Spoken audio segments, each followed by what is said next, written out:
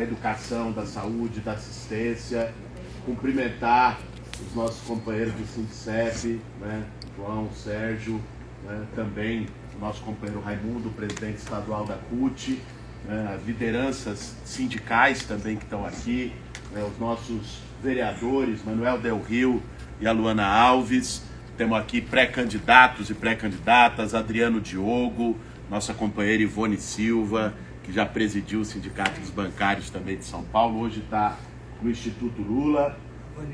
A Vanilda, cadê a Vanilda? Está ali. Vanilda também, pré-candidata a vereadora. Tem a Amanda, né, ali. A Amanda Zanotti também ali no fundo, não tinha visto, pré-candidata a vereadora, que é muito importante que estejam nessa atividade também, porque como já foi dito, e nós estamos sentindo na pele, hoje eu lá em Brasília como deputado federal, o que é a gente eleger um governo como nós elegemos Lula e passar longe de ter maioria no parlamento. Né? Para qualquer medida em defesa do serviço público, em defesa de direito, é um puxa, estica, tem que ceder, tem que negociar. Então nós temos que ganhar a Prefeitura de São Paulo em outubro desse ano, mas também temos que eleger a maior bancada progressista da história dessa cidade. Gente, nesse movimento Salve São Paulo, nós vamos terminar agora, em fim de fevereiro, de rodar as 32 subprefeituras da cidade. E temos feito, hoje nós estamos andando aqui pela Sub da Sé e a Sub da Moca, e temos feito em todos esses lugares reuniões com gestores de serviço público, né? E especialmente da educação, da saúde, da assistência, ouvindo as demandas, ouvindo os problemas locais e também ir juntando propostas de solução, seja as propostas de cada território, porque alguém que é servidor na área não sabe só da sua área. É uma espécie também de um para-raio de todas as questões que chegam.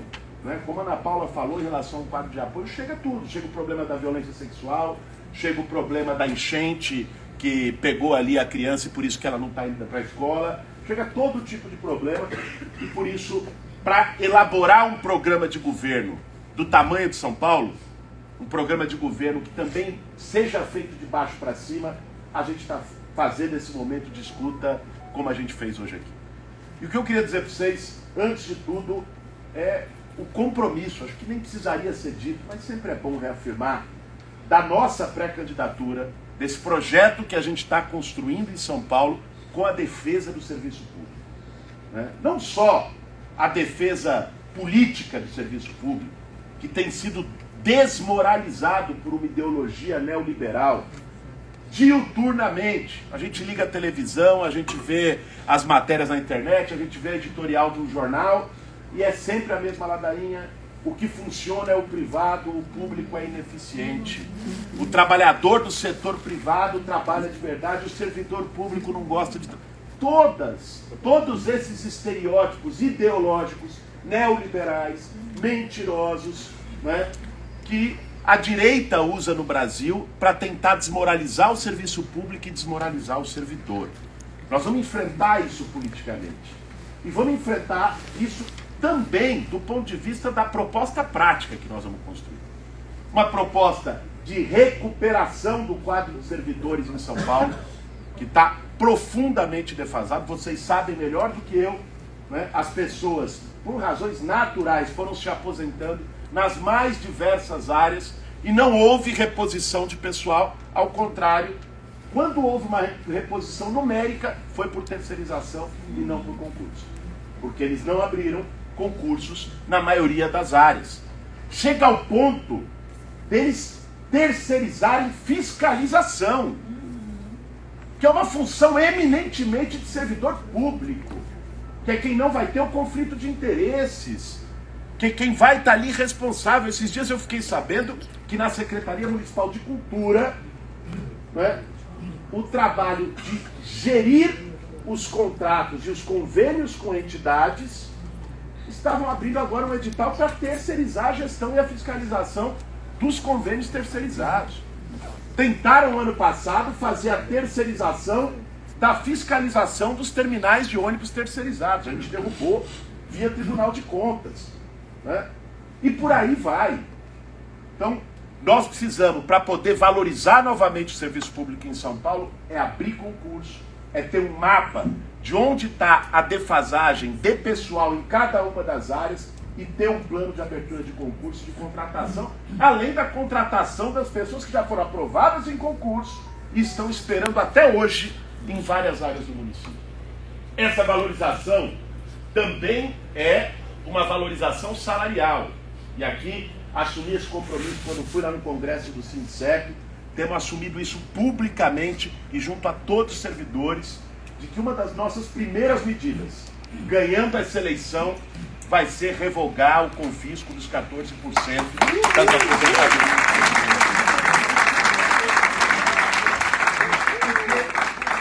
É vergonhoso. É um confisco, é um roubo. Quando a gente está falando do confisco dos aposentados, nós estamos falando de algo que a pessoa já contribuiu ao longo da sua carreira. Ela já pagou aquela aposentadoria. E esse dinheiro está sendo retirado, roubado dela. Então, é essencial e ainda mais, gente. Olha, nós não estamos falando de uma cidade que está com dificuldade de pagar o salário do mês que vem. Nós estamos falando da cidade mais rica da América Latina. Nós estamos falando de uma cidade que está numa situação econômica que dá para a gente uma janela de oportunidades. É 35 bilhões em caixa. É o maior orçamento da história da cidade em termos reais. O orçamento desse ano aqui vai chegar perto de 120 bilhões de reais. É maior que o estado de Minas Gerais. É maior que o estado do Rio de Janeiro. É o terceiro orçamento do Brasil. Só perde para a União, logicamente, e para o estado de São Paulo, logicamente. Então veja, a capacidade de investimento, seja investimento em pessoal, e aqui é importante dizer que o nível de investimento em RH da Prefeitura de São Paulo está bem abaixo do máximo estabelecido pela LRF, tem espaço para contratação de servidor, tem espaço fiscal, tem espaço legal e tem demanda prática. Não se faz por uma razão política. A lógica deles é esvaziar serviço público, é terceirizar tudo que puder terceirizar, é privatizar tudo que puder privatizar. Nós vamos enfrentar essa lógica deles. Nós vamos enfrentar, por exemplo, e travar o debate de forma muito direta em relação ao tema da privatização da Sabesp. Né? E o município tem a ver com isso também. Porque se a cidade de São Paulo não quiser, não tem privatização da Sabesp. A cidade de São Paulo é mais de 45% do faturamento da Sabesp.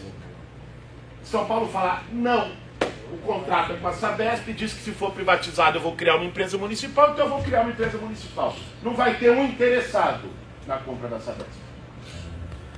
É disso que se trata, é a joia da coroa. E o Ricardo Nunes, né, da maneira mais deplorável, né, ele negociou a privatização da Sabesp com o Tarcísio, a anuência do município, com o município perdendo tudo. O município vai abrir mão de um processo judicial em que reivindica 2 bilhões da Sabesp de contas cobradas a mais na cidade de São Paulo. O município vai manter 7,5% só de recebimento do faturamento da Sabesp, sendo que é 45%. E um contrato totalmente prejudicial, que foi a adesão do município de São Paulo ao decreto das rurais, que permite a privatização, ele trocou pelo apoio eleitoral do Tarcísio à reeleição dele. É disso que se trata. E nós já dissemos, eu disse publicamente, digo aqui novamente, nós vamos trabalhar para essa privatização não ocorrer junto com todo o movimento social, com o movimento sindical, com a maioria da população de São Paulo que rejeita, até dezembro desse ano, e a partir de janeiro do ano que vem, eleito prefeito de São Paulo, nós não vamos permitir que ela ocorra. Né? Nós vamos precisar travar essa batalha também durante o ano. Agora, queria dialogar com algumas pautas que foram trazidas aqui, e acho que justamente por essa oportunidade que a gente tem do fluxo de caixa que existe hoje na Prefeitura de São Paulo, dá para a gente ser bastante ousado na construção do programa. Você pegue, por exemplo, a área da educação. É triste ver hoje como está sendo tratada a educação na cidade de São Paulo, né? E aqui apareceram vários relatos, é o quadro de apoio, é a educação inclusiva, é o professorado, é a maneira torta como estão tentando fazer educação integral, é tudo isso numa cidade que já teve Paulo Freire como secretário municipal de educação. Né? Veja, São Paulo pode e merece muito mais do que isso. Nós estamos começando a elaborar e queremos ajuda aqui de quem é da educação para elaborar junto com a gente. Vou falar depois sobre o tema da participação no programa de governo. Um projeto pensando educação integral como educação integrada.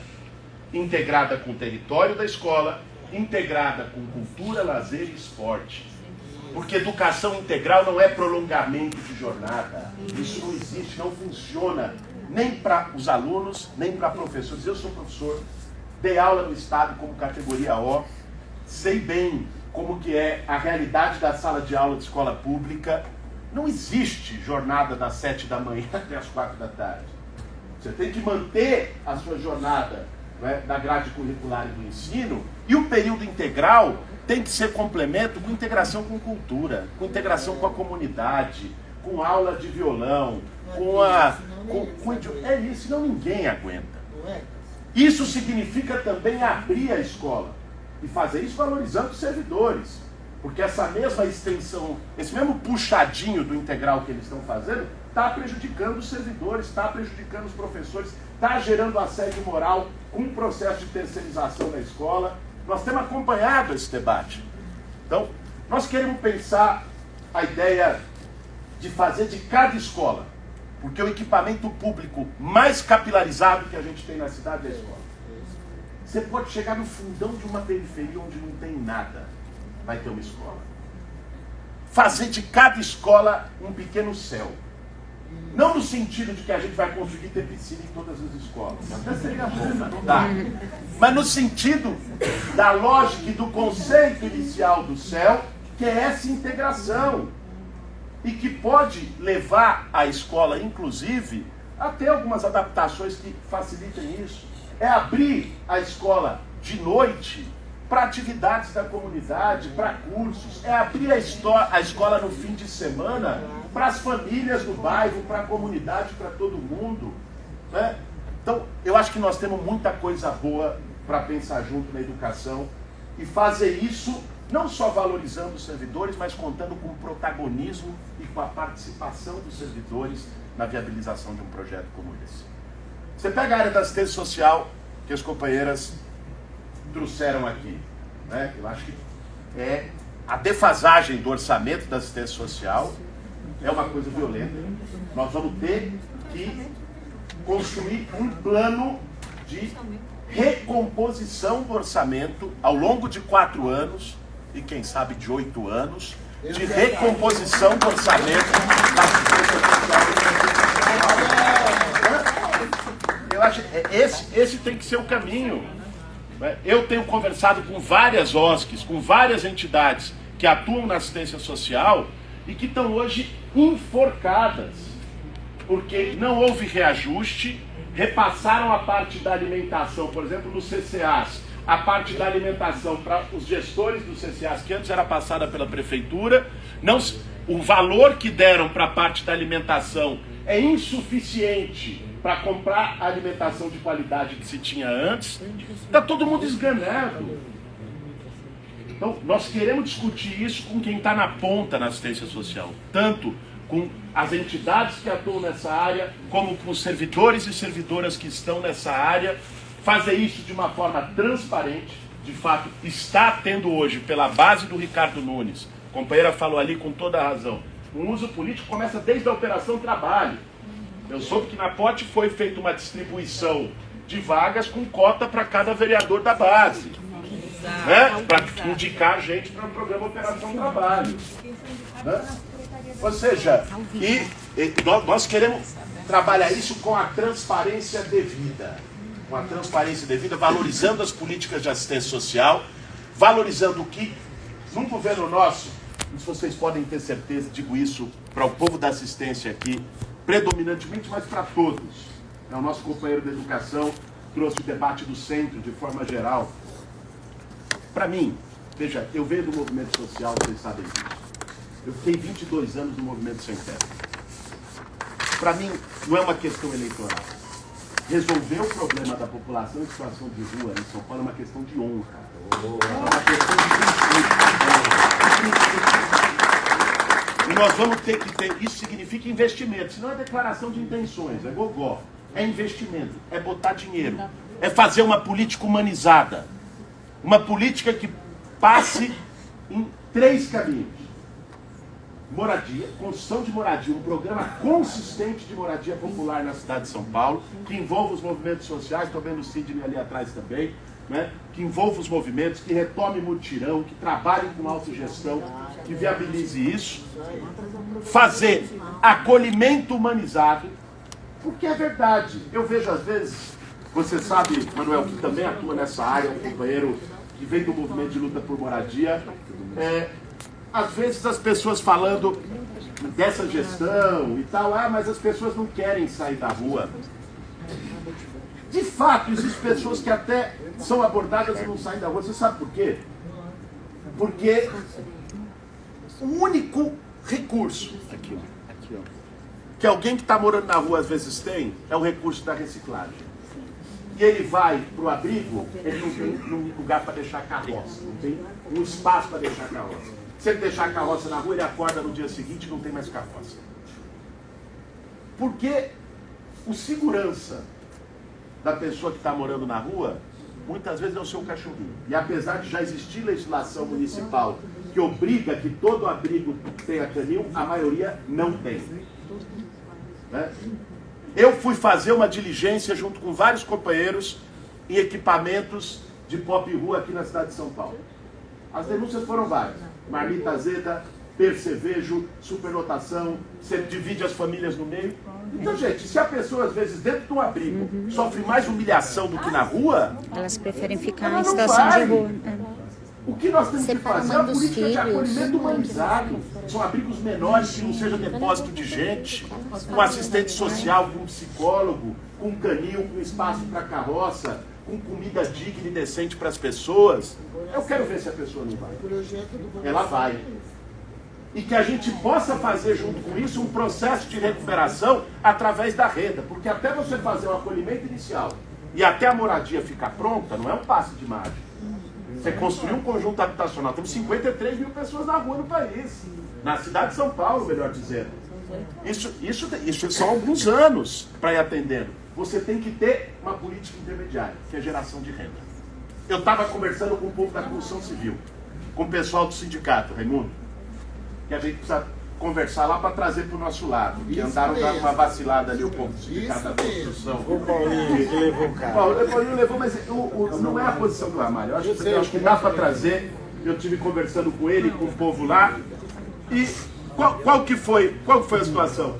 O Sindicato dos Trabalhadores da Construção montou uma escola voltada para a pop rua para formar pessoas para a construção. Pedreiro, auxiliar, ajudante, mestre de obra, encanador, eletricista, e fez um acordo com as construtoras para contratar essas pessoas. Gente, imagine, isso ele fez, apresentou para a prefeitura, nada. Imagine isso com o apoio da prefeitura. A prefeitura montando essas escolas nas várias regiões da cidade, várias aqui no centro, e chegar para uma construtora que for fazer uma obra pública e fazer. Uma das contrapartidas dessa licitação aqui é que vai contratar o pessoal da população de rua que participou dessa escola de aprendizagem. Porque a pessoa vai gerar uma renda e até a casa sair, ela vai ter condição de alugar uma casinha para poder ficar com o seu nome ali no cadastro, esperando a moradia definitiva sair. E o abrigo se torna um espaço de passagem, que é o que tem que ser. Isso precisa ter uma integração com os servidores e servidoras da assistência social, com as entidades que atuam na assistência social. Precisa ter política, precisa ter gestão. O problema que a gente tem hoje, pessoal, é que nós temos na cidade de São Paulo um prefeito fantasma. Não existe gestão na cidade de São Paulo. As pessoas nem sabem. É um consórcio de esquema de um e de outro que está ali, cada um gerindo o seu quadrado e buscando espoliar o que consegue mais da prefeitura no período que estão. Nós estamos vivendo, o Ricardo Nunes é um pita com dinheiro. É isso que nós estamos vivendo hoje. Se tiver gestão, planejamento, parceria com servidores, parceria com as entidades sérias, vai. Com o dinheiro que tem hoje, a gente faz uma política pública histórica e exemplar na cidade de São Paulo. E quero falar também em relação à saúde. Aliás, a saúde é uma das coisas mais impressionantes de um prefeito com o dinheiro que tem, que conseguiu dobrar a população em situação de rua e aumentar em 50% a fila de espera de exame no SUS na cidade de São Paulo. Né? É também um caos. Eu tive conversando com vários gestores, tive conversando com o pessoal da CROIS. Você não tem integração de sistema. O sistema da CROIS municipal não está integrado com o da CROIS estadual. O prontuário eletrônico municipal previsto em lei não está instalado em boa parte do sistema. Parte, inclusive, da fila ter crescido é um problema de gestão de fila. A telemedicina, que é uma iniciativa que pode ser boa, mas pode ser boa para retorno, está sendo usada de maneira indiscriminada e equivocada. Né? Claro, é uma política complementar. Na atenção básica, é o toque, é o acolhimento inicial do paciente, é o exame, é a valorização, é o diálogo, isso é chave. Veja, então, nós tivemos retrocesso da saúde, a logística dele de distribuição de medicamento é um caos, você não encontra dipirona em vários postos de saúde de São Paulo com um orçamento de saúde recorde. É caótico. Né? Então, o nosso compromisso de fortalecer gestão direta, de abrir concurso de servidores, é um compromisso que vai estar no nosso programa de governo, vai estar na nossa política e estará dando tudo certo na nossa gestão. Né? Ao mesmo tempo, nós temos que ter claro que o debate das OS, e aqui quero me dirigir aos companheiros e companheiras da saúde, né, não é um debate que a gente possa travar com tanta simplicidade. Né? E acho que vocês têm essa compreensão. Né? Então veja, houve um nível de terceirização tão grande que se eu chego e falo, ó, não vai ter OS para São Paulo em janeiro do ano que vem, é tudo gestão direta, nós vamos ter um apagão da saúde, um caos da saúde da cidade de São Paulo. Né? Então, a mesma coisa vale para a educação infantil. Então veja, não dá para ser assim. O que eu acho que é o caminho que nós temos que pensar? Lógico, fortalecer serviço público, fazer contratações, sobretudo na área de fiscalização. Hoje, não existe fiscalização adequada. Nem nos contratos de gestão. E aí qual é o problema? Como não há fiscalização, fica difícil você separar o joio do trigo. Porque existem organizações sociais que atuam na saúde que não são tranqueiras. Existem organizações que não são tranqueiras. Existem organizações que são caça-níquel. E o que vai nos permitir separar uma e outra é ter um processo de fiscalização e controle adequado desse serviço. Isso hoje nem acontece não só por falta de vontade política, também por isso, mas não acontece porque hoje não tem servidores para fazer a fiscalização dos contratos de gestão de forma adequada. Nós temos que atuar aí. Né? Quem não cumprir contrato, tem que estar fora. E nós vamos saber quem cumpre e quem não cumpre fiscalizando isso. Então, não dá para pensar essa relação, né, como algo instantâneo e como algo simplista. Nós vamos ter que construir uma política para lidar com as organizações sociais, que hoje são parte expressiva da gestão do sistema, poder discernir e discriminar o que é quem faz trabalho sério, quem não faz trabalho sério, quem usa o poder público como plataforma de acumulação para ganhar dinheiro fácil, e quem não. E a partir disso padronizar, porque de fato não pode ter um SUS da SPDM, um SUS da Santa Marcelina, um SUS de não sei o quê, e o critério ser um critério estritamente de eficiência que gera distorções e erros médicos, prejuízo direto aos pacientes.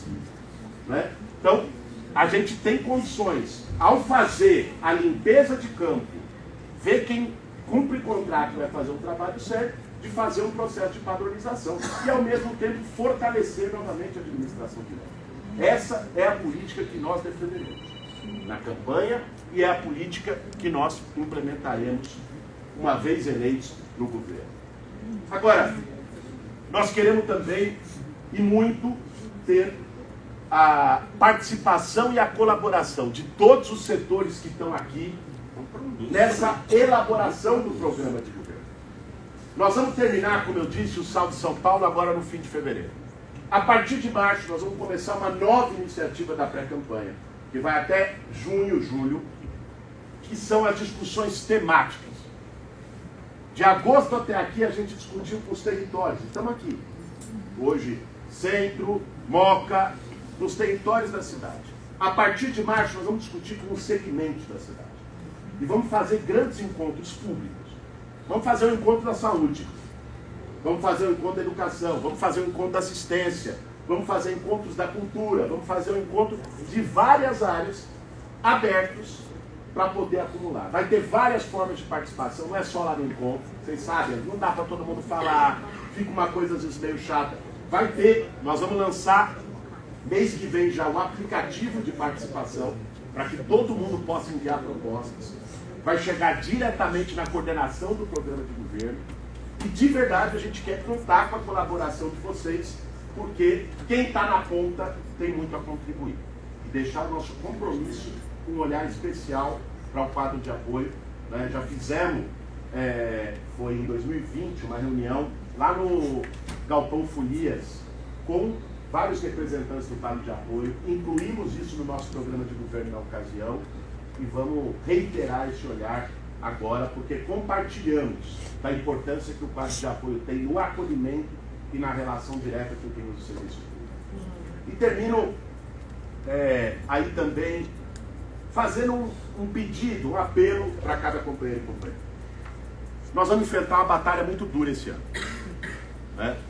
Nós estamos fazendo as nossas discussões, em alguns momentos como aqui, com o nosso campo. Com quem aqui não precisa ser convencido em relação a estar na nossa campanha ou não. Até porque sente na pele o que é essa gestão no dia a dia. E esse nosso campo vai ter um papel-chave. Porque do lado de lá vai ter uma máquina violenta. Já tem.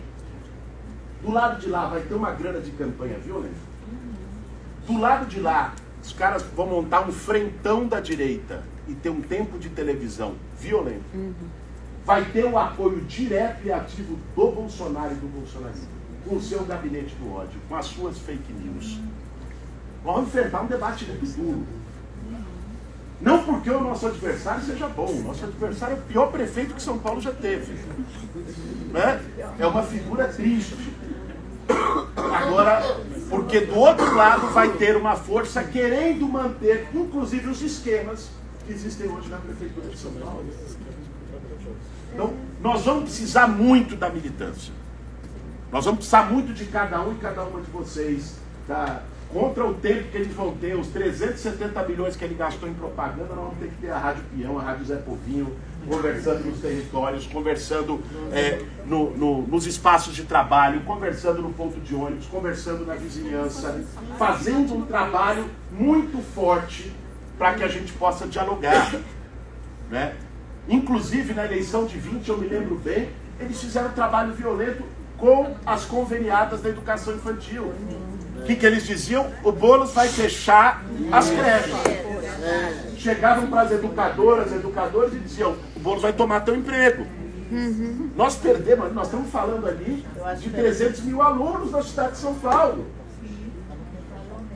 Então veja, nós vamos ter que ter uma atuação e um trabalho direto no território, na ponta, para poder ganhar essa eleição. E o que está em jogo aqui em São Paulo, além de tudo que a gente estava conversando aqui, além do futuro da nossa cidade, o que está em jogo na eleição desse ano é derrotar o bolsonarismo na maior cidade do Brasil. Isso aí.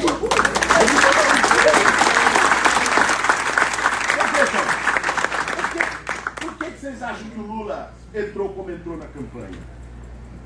propondo a Marta de vice, lá convencendo ela, trazendo, fazendo não sei o quê, vai estar aqui agora sexta-feira para outro evento de campanha, já teve em dezembro, vai fazer mais 5 esse semestre, está se posicionando de forma clara. O presidente da República, por que ele está se expondo desse jeito? É por São Paulo, mas não é só por São Paulo. É por entender que a disputa que a gente vai travar aqui é uma disputa nacional. A disputa que a gente vai vencer, porque é o seguinte, a gente ganhou em 2022 deles. Nós derrotamos o Bolsonaro, mas a gente não derrotou o bolsonarismo ainda. E eles vão querer se criar para disputar 26 de volta, usando as eleições municipais, e especialmente São Paulo, que é a maior cidade e a mais importante do Brasil. Então, da mesma forma que a militância foi chave para ganhar na unha, e por muito pouco, a eleição de 2022, essa mesma militância que está aqui vai ser chave para a gente conseguir ganhar em outubro desse ano. Então, quero pedir esse compromisso, esse envolvimento, porque nós vamos estar numa batalha que não é só votar. Nós vamos precisar de cada um que tem essa consciência muito mais do que isso. Nós vamos precisar de convencimento, de diálogo, de gastar sola de sapato, de gastar saliva para a gente convencer as pessoas, desmascarar esse projeto absurdo do Nunes, rebater as fake news que eles vão inventar contra a gente e ao mesmo tempo mostrar que o nosso projeto é o melhor para a cidade de São Paulo, é o melhor para o serviço público e é o melhor para as milhões de pessoas que usam o serviço público todos os dias. Obrigado, gente, pelo espaço, pela atenção.